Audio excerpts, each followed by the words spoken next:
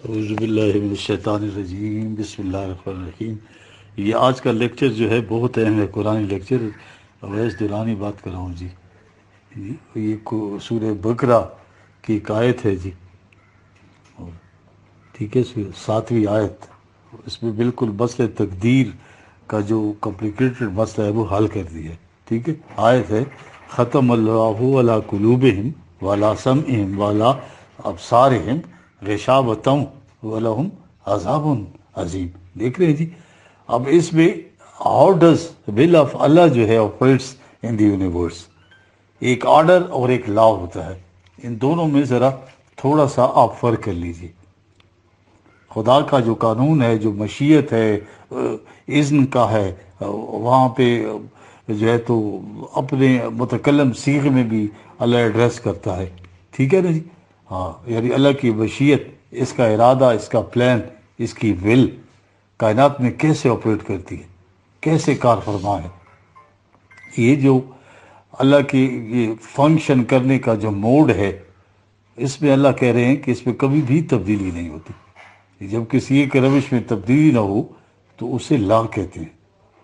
قانون بھی جو ہے ایک آرڈر ہوتا ہے نا، حکم، اور حکم اور قانون میں فرق کیا ہے؟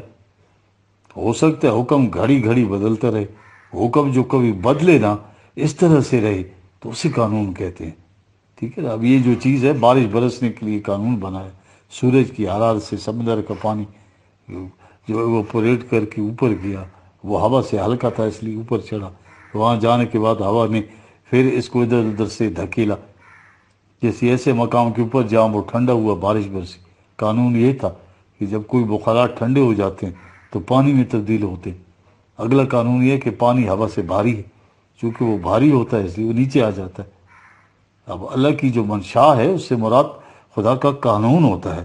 یہ اگر سمجھ میں آ جائے تو پورا قرآن سمجھ میں آ جاتا ہے، ٹھیک ہے نا جی۔ اب ہم آئیں گے جی اس پر کہ یہ کہا ہے نا ختم اللہ علی قلوبہم وعلی سمعہم وعلی ابصارہم غشاوۃ ولہم عذاب علیم، ٹھیک ہے۔ یہ پچھلی آیت میں ہم پچھلے درس میں بتا چکا تھا نا، ہمارے ہاں یہ الجھنیں پیدا کی ہوئی ہیں اور کہتے ہیں قرآن میں کنٹرڈکشن ہے، اور قرآن سمجھ میں ہی نہیں آتا ان کی جی۔ ایک آیت ہے نا پچھلی جو ان الذین کفروا سواء علیہم انذرتہم ام لم تنذرہم لا یؤمنون، چھٹی آیت سورہ بقرہ کی۔ یہ ٹریڈیشنل ترجمہ ہے نا کہ جو کافر ہیں ان کے لیے برابر ہے، چاہے تو انہیں ان چیزوں سے آگاہ کرے یا نہ کرے، وہ کبھی بھی ایمان نہیں لائیں گے۔ دیکھیے، تو پہلی دشواری تو یہ ہے کہ اگر کافر ایمان نہیں لائیں گے تو پھر یہ سارا سلسلہ رشد و ہدایت جو ہے یہ کاہے کے لیے ہے؟ یہی کہ وہ کافر ہے، وہ ایمان نہیں لائیں گے، یہ بارہ ٹھیک ہے، طے ہو گیا تھا، ٹھیک ہے۔ اب اس کا مفہوم تو یہ نہیں ہے ان الذین کفروا، یعنی یہ کچھ کرنے کا کام ہے۔ جو لوگ یہ کرتے ہیں ان کی کیفیت کیا ہو جاتی ہے، وہ کبھی ایمان نہیں لائیں گے، یہ میں بتا چکا ہوں، ٹھیک ہے جی، پچھلے لیکچر میں اپنے۔ اب آگے ایک اور جو ہے کمپلیکیشن پیدا ہو گئی جی۔ ختم اللہ علی قلوبہم وعلی سمعہم وعلی ابصارہم غشاوۃ ولہم عذاب عظیم، 7ویں آیت۔ وہ ایمان کیوں نہیں لائیں گے جی؟ اس لیے کہ اللہ نے کے دلوں پر مہرے لگا دی۔ دیکھ رہے ہیں یہ ترجمے، الجھن در الجھن، کمپلیکیشن، کنفیوژن۔ کافر ایمان نہیں لائیں گے تو اس سارا سلسلہ ہی رشد و ہدایت جو ہے تو یہ تو پیرالائز ہو گیا۔ وہ کیوں ایمان نہیں لائیں گے؟ اس لیے کہ ان کے دلوں پر اللہ نے مہرے لگا دی جی۔ اور اس کے بعد عذاب عظیم، یار بہت بڑا عذاب، اللہ نے خود مہرے لگا دی اور ایمان بھی نہیں اللہ لا سکتے تو پھر عذاب دیا جائے گا، کیوں بھائی؟ یہ قرآن کا جو صحیح مفہوم ہے سامنے نہ ہونے کی وجہ سے اس قسم کی ساری دشواریاں آ جاتی ہیں، انسان جو ہے پریشان ہو جاتا ہے۔ اب صدیوں پہلے ایک شخص نے انسانی ذہن غلطی کی، غلط سمجھا قرآن کو، اب وہ تقلیداً چلی آ رہی ہے۔ سند کیا ہے جی؟ اسلاف نے کہہ دیا، پہلے تو سلف میں تھی، اب جو زمانہ گزرتا گیا تو وہ مقدس ہوتے گئے اور سلف اسلاف میں بدل گئے۔ اب وہ برف کے گولے کی طرح، سنو بال کی طرح جو ہے، جو اتنی غلطی ہے وہ اتنا بڑا زخیم تمار بن کے آگے بڑھ گئی۔ جو آگے بڑھی صنعت اور مستحکم ہوتی گئی، پہلے سلف نے کہا، اب اسلاف نے کہا۔ یاد رکھیں قرآن نے جو ہے اسی لیے ہر نسل اور ہر نسل کے ہر فرد کے لیے یہ لازمی قرار دیا ہے. جو لوگ قرآن پہ تدبر نہیں کرتے ان کو مرتد کہا ہے قرآن نے. اس لیے کہ ہر ایک بندے کو چاہیے کہ قرآن پہ خود غور کرے، نہ کسی فرد کا سمجھے وہ قرآن دوسرے کے لیے سند ہے، نہ کسی دوسری دور کا یا ایج کا کسی آنے والے زمانے کے لیے سند اور حجت ہو سکتا ہے. یاد رکھیے جتنی بھی تفاسیر آپ میں ڈھیروں ہیں، لاکھوں کی تعداد میں، دفاتر بھرے ہوئے ہیں، پڑھنا بھی ناممکن ہے ساری زندگی ان کا. یہ سارا ڈسٹ بین میں ڈالنی چاہیے. سند اور حجت اور قرآن کے سمجھنے کے لیے انسانی علم اور بصیرت بس ضروری ہے جی. ٹھیک ہے. اب یہ جو آیت تھی نا کہ برابر ان کو کہیں یا نہ کہیں، پچھلی چھٹی آیت، یہ جو نان مسلم ہے وہ تو ایمان نہیں لائیں گے، اس کے لیے برابر ہے تو انہیں ڈرائے یا نہ ڈرائے. اب یہاں مسلم اور غیر مسلم کا سوال نہیں ہے یار. دلوں پر مہرے لگنے کی اصل وجہ تو ان کے اپنے اعمال ہیں جو قرآن بتا رہا ہے. دیکھیں اب یہ 2/7 ختم اللہ علی قلوب والا سم میں سمجھا یوں گیا کہ جو کافر ہوئے ایمان نہیں لائیں گے، اس لیے ایمان نہیں لائیں گے کہ دلوں پر مہرے لگی ہوئی ہیں. اب اس بات کو جو ہے ذرا یوں آپ الٹا دیجئے، دیکھیے یہ قرآن کو سمجھنے کا طریقہ دیکھ رہے ہیں آپ، اور یہ تصریف آیات سے ہوگا. قرآن خود اپنی ایکسپلینیشن دیتا ہے یار. اپنی طرف سے اضافہ کرنا یا کچھ کرنا تو شرک ہے یار، ناقابل معافی جرم ہے. اب اس کو یوں الٹا دے کہ چونکہ ان کے دلوں پر مہرے ہیں اس لیے ان کے لیے برابر ہے، چاہے تو سمجھائے یا نہ سمجھائے. یعنی ان کی ایمان لانے کی علت کیا ہے دیکھیں، وہ اس لیے کہ ان کے دلوں پر مہرے لگی ہوئی ہیں. قرآن یہ کہہ رہا ہے یار وہ کفر کرتے ہیں. یعنی کفر ایک پازیٹیو رویہ ہے، مثبت رویہ ہے، ذہنیت عمل ہے، ارادہ ہے. تو نتیجہ کیا ہے کہ اسے دلوں کے اوپر مہرے لگیں. کفر کی وجہ سے دلوں کے اوپر مہرے لگ، یہ ہر ایفیکٹ کا کاز بتا دیا ہے قرآن نے. ٹھیک ہے جی. یہ نہیں ہے کہ اللہ نے پہلے مہرے لگا دی ہیں اس لیے وہ کفر کرتے ہیں. ٹھیک ہے. اب یہ اس کے اندر 2 آیتوں میں علت اور معلول جو ہے، کاز اور ایفیکٹ دیکھیں آگے ہے. کیا کہ کفر اس لیے نہیں کرتے کہ اللہ نے دلوں پر مہرے لگا دی. مہرے اس لیے لگتی ہیں کہ وہ کفر کرتے ہیں. ٹھیک ہے. کفر کا قرآنی مفہوم جو ہے کسی حق بات کو عقل و فکر کی بنا پر سمجھنے سے انکار کرنا ہے. یہ ہے مطلب. یعنی ہر فرد وہ کچھ کرے جو قرآن نے منع کیا تھا تو اس وقت کفر کرتا ہے. کہتا ہے کہ میں سوچتے سمجھ سے کام نہیں لوں گا. جی یہ کفر ہے جو کہے کہ میں سوچتے سمجھ سے کام نہیں لینا چاہتا. اب اس کے لیے برابر ہے خواہ اس کو ڈرائے وارن کرے یا نہ کرے، آگاہ کرے یا نہ کرے. اسی چیز نے ان کے دل پر مہر لگا دی ہے. پھر وہ سب سوچتے سمجھنے کی جو صلاحیت ہے وہ پیرالائز ہو جاتی ہے نا جی.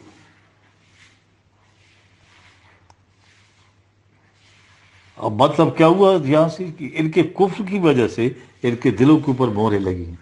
یہ نہیں کہ اپنے طور پر ہم کہہ رہے ہیں، یہ قرآن ہی سے یہ اب ثابت ہو جاتی ہے تصریف آیات سے بات. یار جو قرآن نے سمجھنے کا طریقہ ہے کہ ایک مقام پر جو بات آئی ہے اس کے لیے دیکھیے قرآن کے دوسرے مقامات میں کیا آیا ہے. قرآن سمجھنے یا قرآن کا اپنے آپ کو سمجھانے کا طریقہ تصریف آیات ہے یار. یعنی بات کو پھیر پھیر کر لوٹا کر مختلف مقامات پر اس کی مختلف فیسٹس کو، گوشوں کو سامنے لانا. سارے قرآن کا یہی انداز ہے. قرآن کی کسی بات کو کسی ایک مقام پر نہیں سمجھا جا سکتا. اس میں دیکھنا ہوگا کہ باقی مقامات میں کیا کہا گیا ہے. اور یہ قرآن کا اعجاز ہے کہ اگر آپ کے سامنے تمام متعلقہ مقامات آ جائیں تو پھر کوئی آیت ایسی نہیں رہتی جو سمجھ میں نہ آئے، اور اس کا جو ہے وہ پریسائز اور ڈیفینٹ غیر مبہم مفہوم سامنے نہ آ جائے.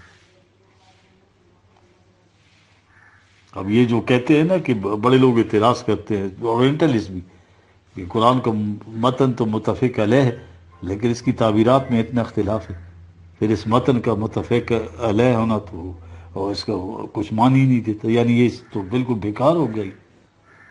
اب قرآن کا دعویٰ ہے کہ اس میں کوئی ایک بھی اختلافی بات نہیں ہے. کوئی یہ اللہ کہہ رہے ہیں کہ قرآن اللہ کے علاوہ کسی اور کی طرف سے ہوتا تو اس میں بہت سے اختلافات ہوتے. متن تو متفق علیہ ہے. اب اگر اس متن کی کیفیت یہ ہو کہ وہ ہر سمجھنے والا یا ہر شخص کو اس کی مرضی کے مطابق معنی دیتا جائے، یعنی اس کتاب کا یہ نقص ہے معاذ اللہ، تو اس کے متن کا متفق علیہ اور محفوظ رہنا کیا فائدہ ہو؟ یہ ساری الجھن اس لیے ہیں کہ قرآن کے اوپر نگاہ نہیں ہے.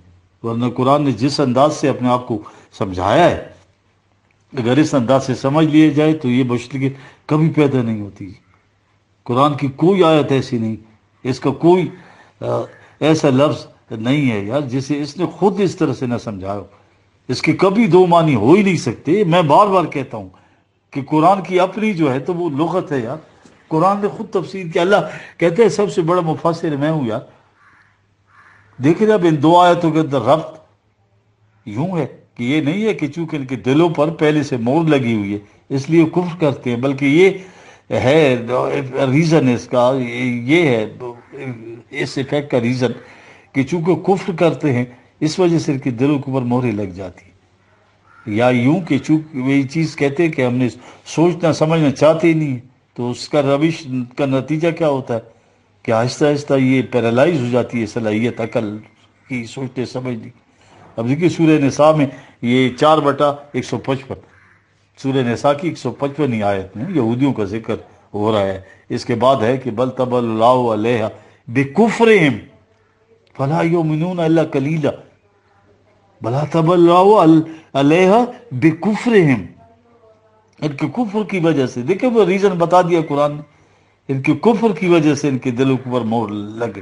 ٹھیک ہے، دیکھ رہے بل طبع اللہ علیہ بکفرہم، موریں پہلے نہیں لگتی بلکہ انسان پہلے کفر اختیار کرتا ہے. دیکھیں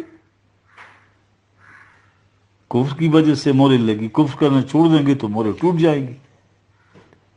یہ دنیا میں سب سے بڑا مسئلہ ہی تقدیر کا انہوں نے بنایا ہوا ہے. ٹھیک ہے جی، یہ دیکھیں یہ ختم اللہ علی قلوبہم سے انہوں نے نکالا کہ بھائی انسان تو مجبور محض ہے جی. اللہ نے ان کے دلوں پر موریں لگا دی اور ان موریں لگنے کی وجہ سے انہوں نے کفر کیا، یعنی عمل نہیں کیا اور وہ پہلے سے موریں لگا دیا. ان کے لیے برابر ہے خدا آگاہ کرو یا نہ کرو، ایمان لائیں گی نہیں. کس طرح سے یہ دیکھو جبر اور ڈٹرمنزم فیٹلزم کے اوپر آ گئے اور اختیار و ارادہ وہ پیرالائز ہو گئے جو اللہ نے نعمت عطا کی ہے جی. اب حالانکہ بات کوئی سطحی بات نہیں ہے، گہرائی میں جانے کی ہے. کس چیز نے یہ دیکھے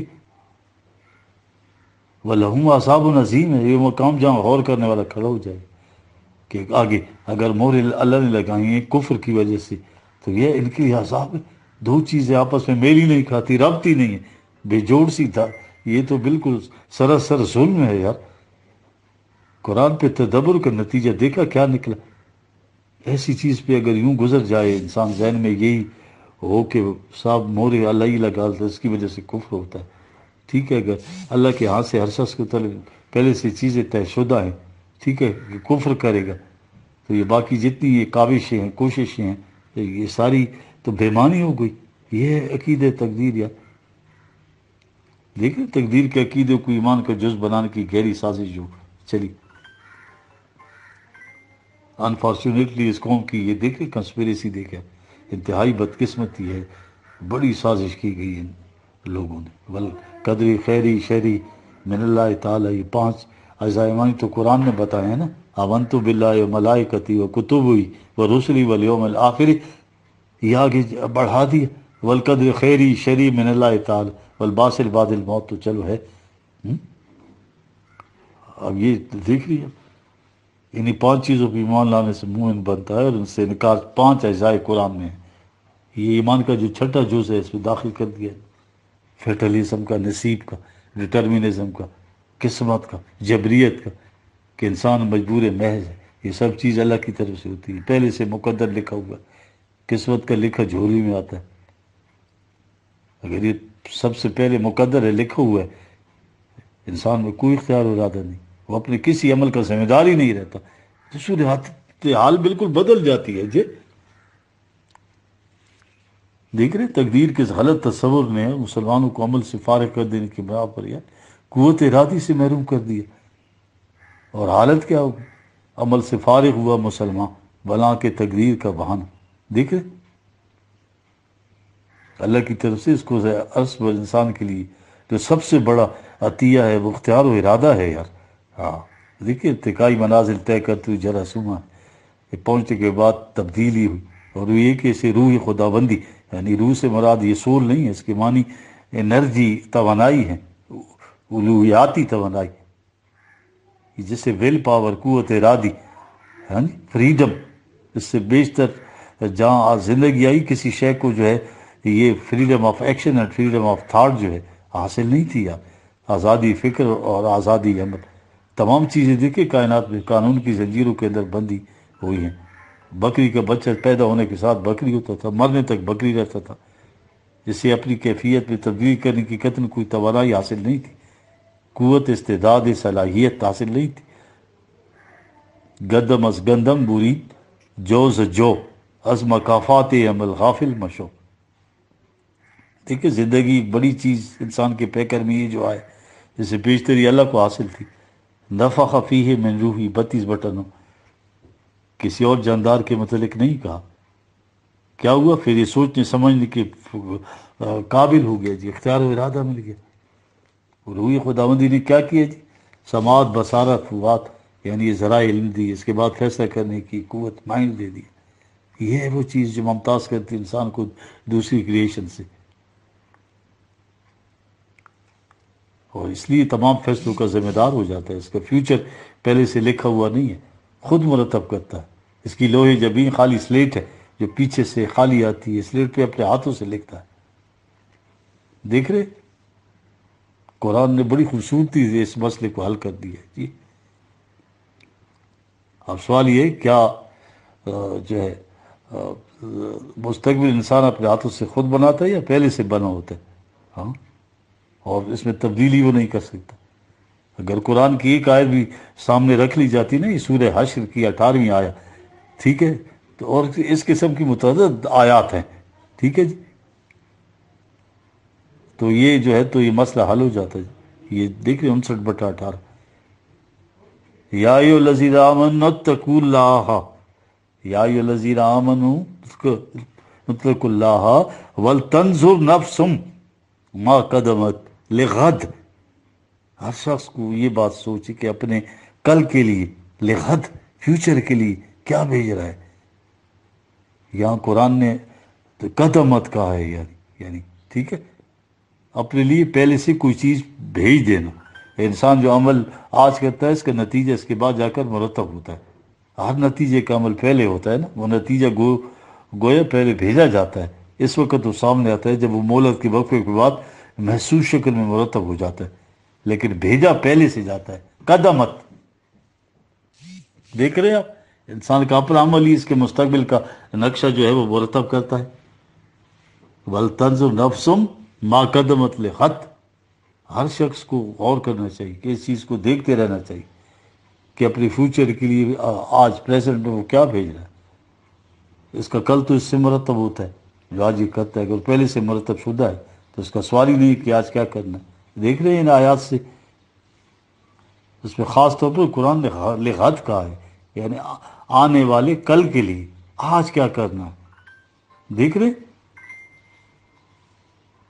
اس آیت کی موجودگی میں قرآن کا جو تقدیر کا مسئلہ تھا یہ سارے کا سارا طے ہو جاتا کہ خود انسان اپنے لیے کرتا ہے. دوسری جگہ کہا ہے یوم ینظر المرء ما قدمت یداہ ویقول الکافر یا لیتنی کنت ترابا. 79/40.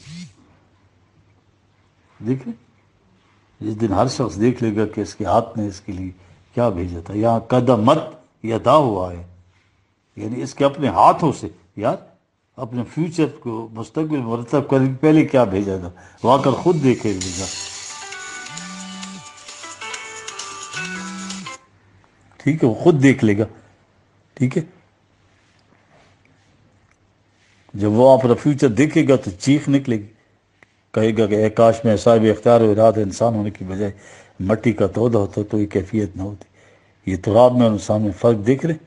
انسان بھی ٹیکر یا وہ گل جسے کہتے ہیں، اور کہا اس کافر نے کہا میں مٹی ہوتا مٹی صاحب اختیار نہیں ہے نا، وہ اپنے اعمال کے ذمہ دار نہیں ہے.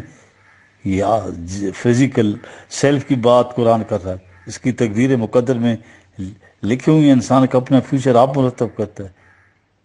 ہاں، یہ اپنے اعمال کی ذمہ دار تو نہیں ہے نا، اس کی تقدیریں مقدر میں لکھی ہیں. یار انسان اپنے فیوچر خود میں، یہ چیز آپ سارے قرآن میں دیکھیں گے. انسان کے اپنی اعمال اس کے قلب کی تبدیلی کا باعث. اگلی چیز جو اس سے بھی زیادہ گہری اور قابل توجہ ہے، وہ 61/5 آیت میں قوم بنی اسرائیل کی داستان چلی آ رہی ہے. ٹھیک ہے، لیکن ایک کلیہ قرآن نے دیا ہے، اصول دے دیا ہے زبردست جو ہے. 61/5 فلما زاہو ازاغ اللہ قلوبہم، جب وہ خود غلط راستے کی طرف پلٹ گئے تو اللہ کے قانون نے ان کے دلوں کو اس طرح سے الٹا دیا.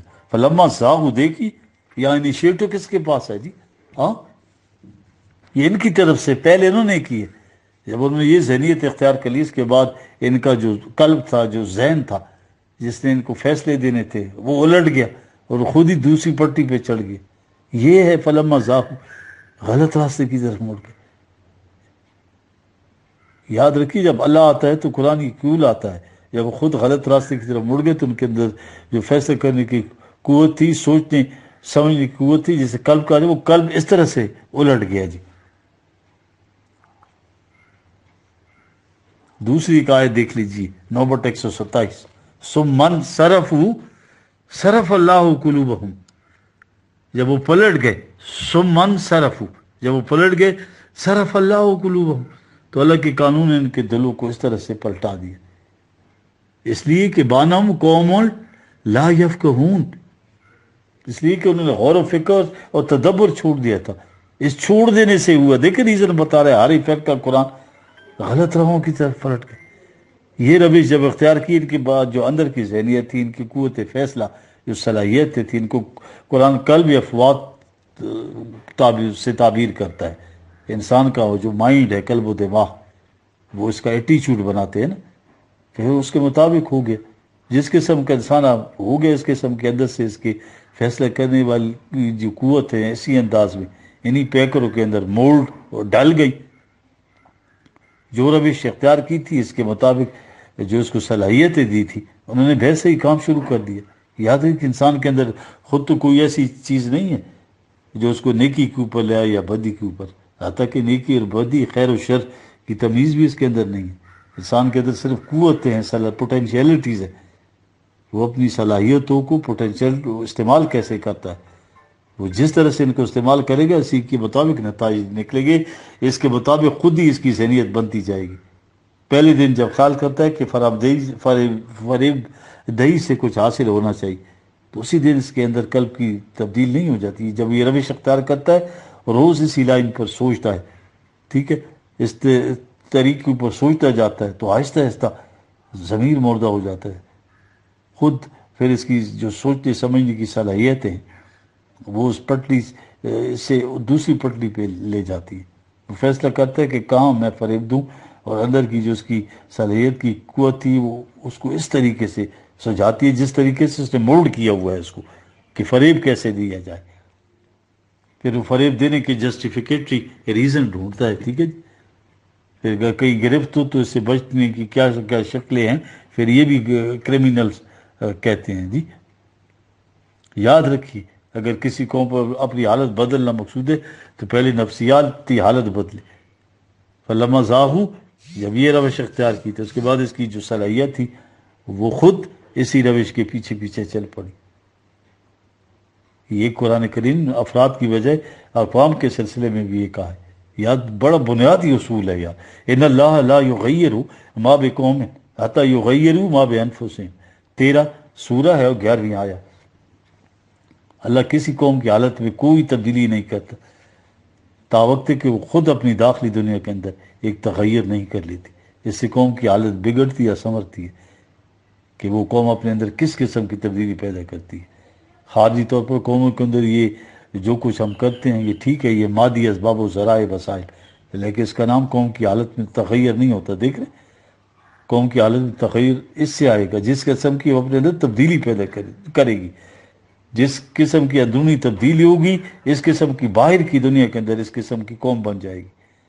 جس قسم کی نفسیاتی تبدیلی آئے گی، جس قسم کی ذہنیت ہوگی، جس قسم کا سیرت و کردار ہوگا، اس کے مطابق اس قوم کی خارجی دنیا مرتب و متشکل ہوگی۔ یہی چیز افراد کے اوپر ہے، جس قسم کی ذہنیت وہ خود اپنے اندر مرتب کرتے ہیں، اسی کے مطابق اعمال کا نتیجہ مرتب کرتے جاتے ہیں۔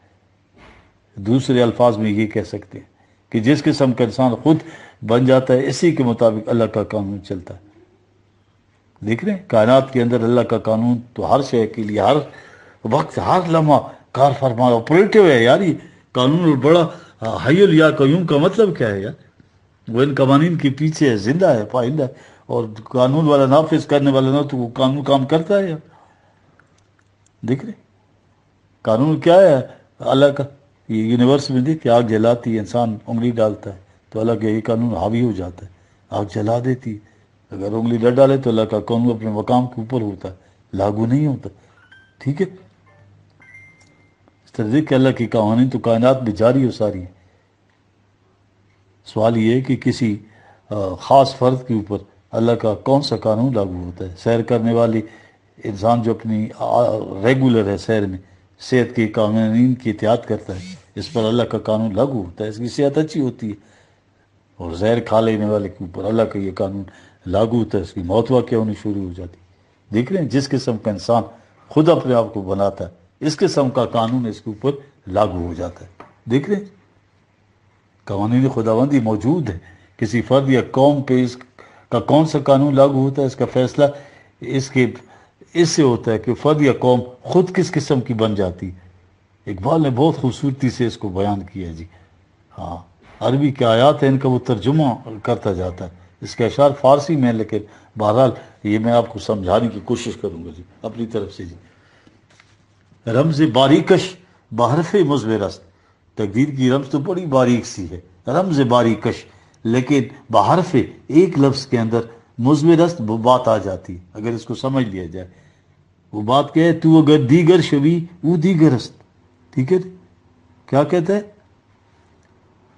کہ اللہ کا قانون یہ ہے کہ جس قسم کے تو بن جاتے ہو، اس قسم کا اللہ کا قانون تمہارے اوپر لاگو ہو جاتا ہے۔ تو اگر دیگر شوی وہ دیگرست، تو اگر بدل جائے تو تقدیر بھی بدل جاتی۔ خاک شو نظر ہوا سازت ترا، تو اگر گرد و غبار بن جائے، خاک شو تو کوئی ہوا کا جھونکا، نظر ہوا آئے گا تجھے اپنے ساتھ لے کر سازت ترا، سنگ شو بشیشہ اندازت ترا، تو پتھر جیسی سختی پیدا کر لے تو پھر زجاج یعنی ہر شیشے کو چکنا چور کر کے رکھے گا۔ یہ کیوں؟ تو اگر دیگر شویو دیگرست، تیرے اپنے بدل سے تقدیر کیسے بدلتی ہے؟ تیرے اپنے بدلنے سے تقدیر بدل جاتی ہے۔ شبنمی، کیا تو شبنم ہے؟ افتندگی تقدیر ہے تست، اگر یہ بات ہے تو تیری تقدیر میں اوپر سے نیچے گرنا ہے، زمین کی پستوں کی طرف آنا ہی تیری تقدیر ہے۔ کل زمین، کیا تو سمندر ہے؟ پائندگی، اگر یہ بات ہے تو ہمیشہ رہنا تیری تقدیر ہے، تقدیر ہے تست۔ گرز یک تقدیر خون گردت جگر، اگر کسی ایک تقدیر سے تیرا دل خون ہو رہا ہے، مصیبت آ رہی ہے، تنگی آ رہی ہے، تو اس کے اوپر رونا مت شروع کر کے یہ اٹل ہے۔ خاص حق حکم تقدیر دگر، اس سے ایک دوسری تقدیر مانگ لے اللہ تعالیٰ سے، تو مصیبت میں ہے۔ تو اگر تقدیر نو خواہی رواست، اگر تو نئی تقدیر چاہتا ہے تو کوئی بری بات نہیں ہے، تو کچھ کر لے۔ زاں کے تقدیرات حق لا انتہاست، اللہ کی تقدیرات کی کوئی انتہا نہیں ہے، یعنی اگر ایک تقدیر بدلنے کے لیے نئی تقدیر چاہتا ہے، ٹھیک ہے، تو طلب کر۔ دیکھ رہے ہیں دعا سے ہم کوئی کائناتی قانون کو بدل نہیں سکتے۔ ٹھیک ہے جی، ٹھیک ہے۔ اب اللہ کے جو قوانین ہیں وہ لا انتہا ہیں، ایک قانون جو لاگو ہو رہا ہے، اسے اگر دیکھ رہے ہو کہ دل گرفتگی ہے، مصیبت ہے، معاملہ حل نہیں ہو رہا، ٹھیک ہے، ہاں، تو دوسرا قانون اختیار کر لی، کیونکہ وہ خود تو پیچھا چھوڑے گا نہیں، اس لیے تو جیسا ہے اس نے اس طرح سے تیرا پیچھا کرتے جانا ہے۔ اسی کو تو قرآن عقوبت کہتا ہے، یعنی عقاب جو ہے، یعنی کسی کا پیچھا کرنا، وہ کھوجی جو ہوتا ہے، یہ ہوتا ہے کب کسی کے پیچھے پیچھے چلنا، یعنی اللہ کا قانون انسان کے پیچھے چلتا ہے، اگر یہ تکلیف دینے والی چیز ہے تو تو دوسری طرف جو اس کا قانون ہے اس کی طرف رخ موڑ لی، پھر وہ تیرے پیچھے چلے گا، کوئی بری بات نہیں ہے، دیکھ رہے یہ ہے۔ ہاں ٹھیک ہے، اگر کسی شخص دیکھے نا نے ایک خاص وقت کے لیے بیمار رہنا، تو پھر یہ دیکھ رہے کتنا کنٹراڈکشن ہے ہماری سوسائٹی کے اندر، دیکھو جاؤ، یہ صرف عوام نہیں، خواص بھی بڑے بڑے اسکالر ہیں، پی ایچ ڈی ہیں، وہ قرآن پڑھا ہوا ہے یار، بارہ فارن سے کوالیفائڈ ہے، وہ بھی اس میں مبتلا ہیں سب میں۔ بیماری آئے تو اللہ کے حکم سے آتی، اس نے لکھا ہے آئے گی، اس دن جائے گی، پھر اس کے ساتھ ہی کیا کرتے ہیں، علاج کیوں کروا رہے ہیں بھائی جی، یہ فریضہ ہے، دیکھ رہے ہیں یہ چیز ہے۔ ایک غلط قدم اٹھا، قدم کہاں کہاں جا رہا ہے، دیکھ رہے ہیں جو بات قرآن نے کہی تھی، لا یغیروا ما بقوم حتی یغیروا ما بانفسہم، اپنے اندر تبدیلی پیدا کرو، باہر سے میرا قانون بدل جائے گا یار، دوسرا قانون آ کر لاگو ہو جائے۔ یاد رکھو پوری کائنات میں ایک ایک ذرہ جو ہے وہ تقدیرات حق کا محتاج ہے یار، فلما زاغوا ازاغ اللہ، جب انہوں نے اپنے آپ کو بدل لیا تو پھر ہمارا قانون ان کے پیچھے لگ گیا۔ یہ ہیں تقدیرات حق، یہ ہر کیفیت، ہر فیصلہ، ہر ذہنیت کے مطابق ایک قانون ہے، ہر سانس میں بدلتا چلا جا، ہر سانس میں اس کا دوسرا قانون آ جائے گا، جیسا کہ تقدیرات حق لا انتہا، اللہ کی تقدیرات کی کوئی انتہا نہیں ہے یار، بس یہ انیشیٹو جو ہے، پہل وہ تمہارے ہاتھ میں ہے۔ یہ قوانین کہاں ہے، اس میں اللہ کا نام کیوں آتا ہے؟ ٹھیک ہے، ختم اللہ علی قلوبہم، دلوں پر پہلی چیز ٹھیک کفر کی وجہ سے مہر لگتی ہے دلوں پر۔ اب یہ دونوں آیتیں ان کا رب سمجھ میں آ گئے کہ کفر کی وجہ سے دلوں پر مہریں لگی، یہ نہیں کہ اللہ نے پہلے ہی دلوں پر مہریں لگا دی اس لیے کافر ہی پیدا ہوئی، کافر ہی مر گئے۔ اب دو چار آیات اور دیکھ لیجئے ذرا، یہ 45/22، خلق اللہ سماوات والارض بالحق، اللہ یہ سلسلہ کائنات ہم نے جو ہے ٹھوس حقائق حق پہ پیدا کیا۔ اب یہ کاہے کے لیے جی، پرپس کیا ہے اس کا جی؟ لتجزا کل نفس بما کسبت وہم لا یظلمون، تاکہ ہر فرد کو اس کے اعمال کا صحیح صحیح بدلہ مل جائے اور کسی پر زیادتی نہ ہو۔ دیکھ رہے ہیں ایک پرپس یہ بھی ہے قرآن، اور بھی پرپس ہے ان آیات کی موجودگی میں۔ دیکھیے یہ کہنا کہ ساری چیزیں پہلے ہی سی طے ہیں اور انسان پر ان کی ذمہ داری عائد نہیں، تو کیسے یار گمراہی میں جا رہے ہیں ہم لوگ، ٹھیک ہے جی، اس کے حکم کے بغیر پتہ نہیں ہلتا، اور یہ ہے اور وہ، یہ ساری چیزیں دیکھیں مورے کیسے لگتی ہیں، دیکھ رہے ہیں افریتا مانت زغا الہ ہاواہو 45/23، افریتا مانت خزا الہ ہاواہو، اس شخص کی حالت پہ غور کیا جس سے اپنی خواہشات نفسی کو جو ہے اپنا خدا بنا لی، ان کا محکوم ہو گیا، اپنے جذبات سے مغلوب ہو گیا، نہ قاعدہ نہ قانون، نہ مستقل اقدار، نہ عقل و فکر، یہ ہیں ہواؤ۔ پھر ہواؤ میں یہ لفظ ہے کہ اس کا مطلب کسی چیز کا بلندیوں سے پستیوں کی طرف چلے آنا، پہاڑ کی چوٹی سے پتھر کو چھوڑے، دیکھیں اپنے ہی مومنٹم سے حرکت کرتے ہوا نیچے آتا جائے گا، اس کی رفتار میں تیزی ہوگی، جو گرنا ہوتا ہے وہ یہ ہواؤ کہلاتا ہے۔ دیکھیں یہ جذبات کے لیے عربوں نے یہ تجویز کیا تھا، ذرا دیکھیں یار اس قوم کی یار زبردست زبان تھی۔ دیکھیں مغربی تہذیب کے جو نظریاتی دلائل ہیں، ان کے سرکش جذبات کے نتائج اور محاصل دیکھیں نا، یہ بھی وہ جذبات کی جس نے اپنے اس قسم کی پس جذباتی کو معبود بنا لیا۔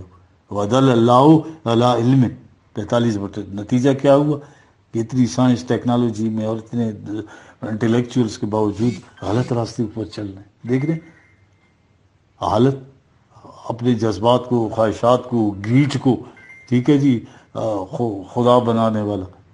یہ ہمارے ہاں علم و بصیرت والا طبقہ جو ساری دنیا کا طبقہ ہے، یہ قوم کے اعتبار سے دیکھیں ویسٹرن، یہ سب سے بڑے انٹلیکچوئلز وہاں نظر آئیں، ٹھیک ہے، ان کے جذبات دیکھیے، ان پہ چلتے ہیں تو قطعی اس چیز کے خلاف، ٹھیک ہے، کسی بھی پلیٹ فارم پر تقریر کریں یا درسگاہ میں دلائل سنی یار، لاجک، حیرت میں پڑ جائیں گے، نظر آئے گا کہ یار کنوکشن ہے، محکم دلائل ہے۔